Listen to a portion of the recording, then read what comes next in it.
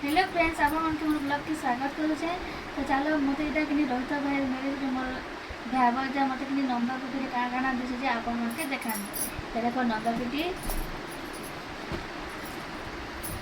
देख चूड़ी दुईटा मेहंदीटा फूल मुड़े कुछ बड़ा red colour yellow colour red colour fair lovely दर्पण पाउडर साबुन आउटा चेन मिटर देख इना साड़ी पिन तो चलो आप साड़ी देखा देख साड़ी